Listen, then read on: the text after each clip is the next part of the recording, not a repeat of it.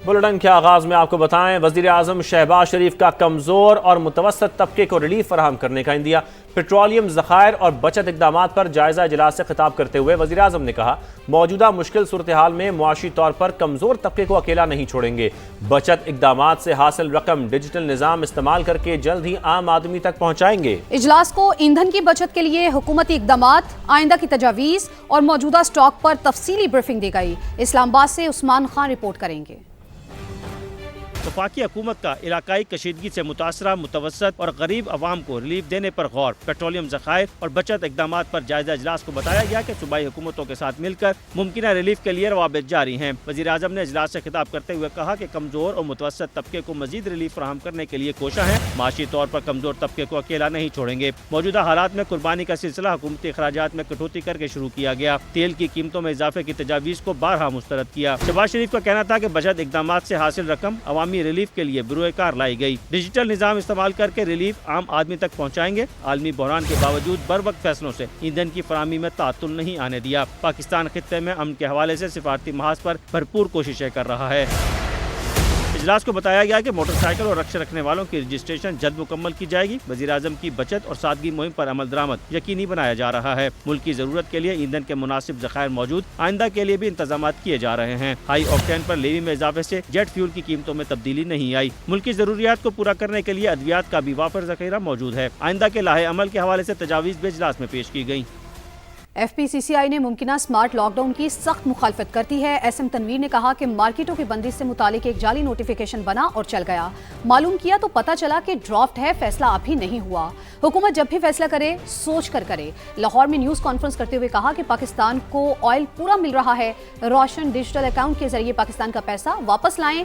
2-3 महीने में आप बेहतरीन सूरत हाल देखेंगे।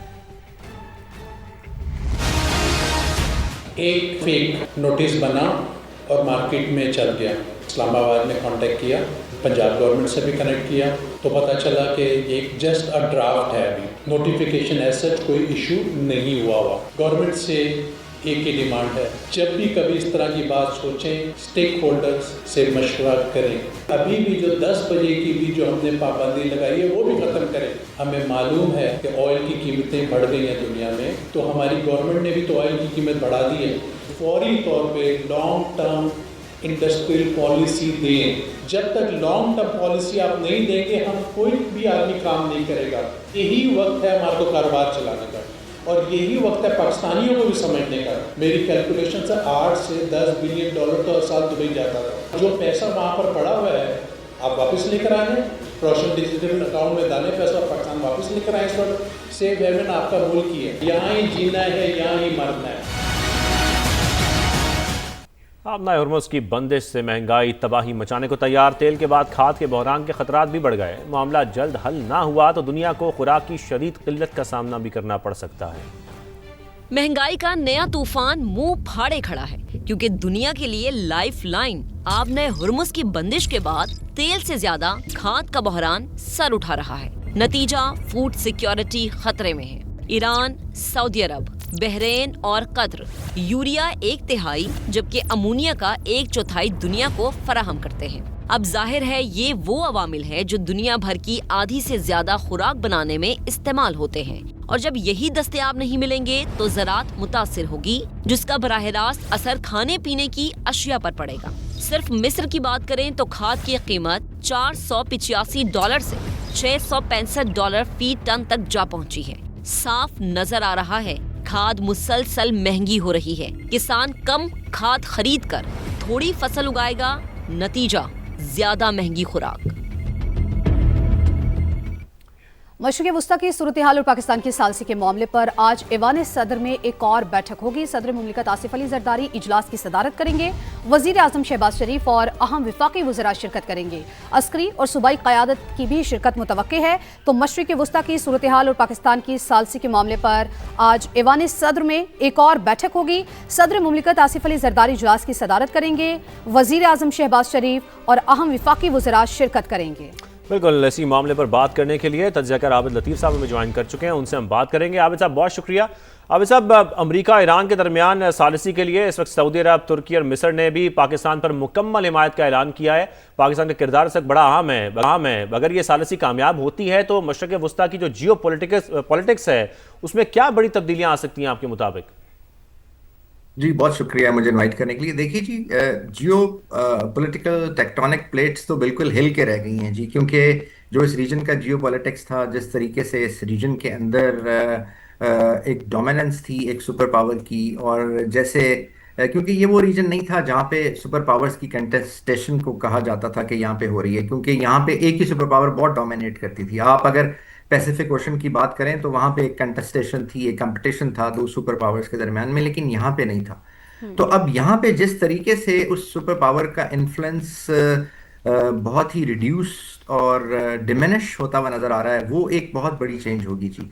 और इसके साथ साथ आप देखें तो जो हम कह रहे हैं कि दुनिया जो है वो पहले आपको पता है बाइपोलर थी, फिर यूनिपोलर हुई, जिसको हम पैक्स अमेरिकानो कहते हैं। उस पैक्स अमेरिकानो का एक टाइम गुजरा और उसके बाद अब दुनिया मल्टीपोलर हो गई है। तो इस मल्टीपोलर इम्प्रेशन की जो मैनिफेस्टेशन है वो आपको यहाँ पे नजर आती है, क्योंकि इस छोटे से रीजन के अंदर जो वेस्ट एशिया है और उसके साथ जो एशिया का हिस्सा लगता है, इसमें इस वक्त दो सुपर पावर्स हैं, एक रशिया और एक चाइना, और उसके साथ साथ इमर्जिंग पावर्स भी हैं, मिडिल स्टेट्स भी हैं, मिडिल पावर्स भी हैं, जिसमें पाकिस्तान आता है, जिसमें इंडिया आता है, जिसमें इंडोनेशिया आता है। ये सारी कंट्रीज हैं। तो एक तरह से ये जो जियो पॉलिटिकल ऑर्डर है वो बहुत चेंज हो गया जी, क्योंकि दुनिया का जो वर्ल्ड ऑर्डर है वो एक आर्किटेक्चर के ऊपर बेस्ड था, जिस आर्किटेक्चर को यूएसए लीड कर रहा था। लेकिन फिर हमने देखा कि अब जैसे कहा जाता है कि ये जी वर्ल्ड डिसऑर्डर आ गया है, लेकिन एक्चुअली वर्ल्ड डिसऑर्डर नहीं है जी। दुनिया का ऑर्डर कभी भी वैक्यूम में नहीं रहता। वो मैं समझता हूँ कि अपने आप को दोबारा से अलाइन कर रहा है, और जो वर्ल्ड ऑर्डर है वो अब एशियन सेंचुरी जिसके बारे में कहा जाता था और लोग कहते थे कि ये कैसे आएगी एशियन सेंचुरी, वो I think that moment has come. तो वो एशियन सेंचुरी आ गई है, और इसमें अल्हम्दुलिल्लाह अल्लाह ताला के फजल से, और ये सब अल्लाह ताला की देन है कि किस तरीके से पाकिस्तान को एक प्रोमिनेंस मिली है। और उसकी रीजन जी, एक तो पाकिस्तान को अल्लाह ताला ने जाहिर है एक स्ट्रेंथ अता की है, जो मिलिट्री बिल्कुल स्ट्रेंथ है। आबिद साहब, पाकिस्तान को अल्लाह ताला ने स्ट्रेंथ जो है ये अता की है, और पाकिस्तान जो है वो किरदार निभा रहा है। हम पाकिस्तान के किरदार की बात करें, क्या समझते हैं पाकिस्तान का ये किरदार खित्ते में इसकी स्ट्रेटेजिक अहमियत को मुस्तकिल तौर पर बढ़ा सकता है? जी देखिए, पाकिस्तान के किरदार ने तो इसकी अहमियत को मुस्तकिल तौर पे बढ़ा दिया है जी, क्योंकि वो एक ऐसी स्टेट जिसके बारे में 2 साल पहले जयशंकर साहब मजाक से कहते थे, मोदी साहब ये कहते थे कि वो तो आइसोलेट हो चुकी है, हमने उसको आइसोलेट कर दिया है। आप जब बात करते थे और कोई अगर उनको क्वेश्चन कर दे पाकिस्तान का, तो वो कहते थे कि पाकिस्तान की तो आप बात मत करें, because that is a non issue, non entity. तो आज अगर आप देखें तो इंडिया को कोई नहीं पूछ रहा, और इसकी फ्रस्ट्रेशन आपको इंडिया में भी नजर आ रही है। जैसे जयशंकर साहब ने एक बहुत ही पार्लियामेंट्री लैंग्वेज जो है वो यूज़ की, हालांकि वो खुद प्रोफेसर हैं, खुद एकेडमिशियन हैं, सेक्रेटरी रहे हैं, अभी सेक्रेटरी फॉरेन मिनिस्टर हैं। तो अब वो जो सारी फ्रस्ट्रेशन है वो आपको वहाँ पे नज़र आ रही है। जो पाकिस्तान की प्रोमिनेंस है वो मार्का हक के बाद जो जिस तरह से पाकिस्तान ने एक रिस्पॉन्सिबल और एक रैशनल स्टेट का रोल अदा किया, पाकिस्तान ने जिस तरह एक रीजन के अंदर एज ए स्टेबलाइजर का रोल अदा किया, नेट स्टेबलाइजर का, उसने पाकिस्तान का जो स्टेचर है वो बढ़ा दिया।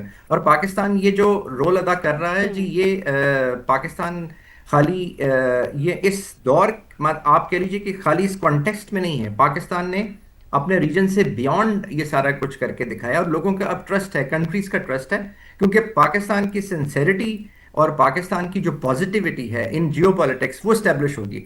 देखिए, मुख्तलिफ फॉरेन पॉलिसी के मैकेनिज्म्स होते हैं जिसको अडॉप्ट किया जाता है, कुछ अलाइंस बेस होती हैं, कुछ आइसोलेशनिस्ट होती हैं, और पाकिस्तान ने जो अडॉप्ट किया है वो इंटरनेशनलिज्म को अडॉप्ट किया है, जो इंटरनेशनल इंस्टीट्यूशंस पे बेस्ड है, जो इंटरनेशनल नॉर्मल्सी पे बेस्ड है, और एक नेबरली जो है बॉनहोमी पे बेस्ड है, रीजनल कॉन्सेप्ट के ऊपर बेस है कि पाकिस्तान अपने आप को ग्लोबल साउथ में रहते हुए पाकिस्तान ने रेलेवेंट बना लिया। और इंडिया का मसला ये है कि इंडिया ग्लोबल साउथ में सिचुएटेड है, लेकिन वो अपने आप को अलाइन करता है यूएसए के साथ, तो अब वो ना वहाँ अलाइन हो पा रहा है और ना वो यहाँ अलाइन हो पा रहा है, क्योंकि जो साउथ की पावर्स हैं रशिया और चाइना, उनके साथ उसके कोई ताल्लुकात अब चाइना के साथ तो बिल्कुल अच्छे नहीं हैं, रशिया के साथ बहुत कोल्ड हो चुके हैं, क्योंकि वो अपने आप को इसका हिस्सा नहीं समझता। तो अब ये जो एशिया रिवाइव हो रहा है, ये ग्लोबल साउथ के थ्रू रिवाइव हो रहा है जी, और पाकिस्तान ने अल्हम्दुलिल्लाह, Pakistan is at the right side of history right now ji.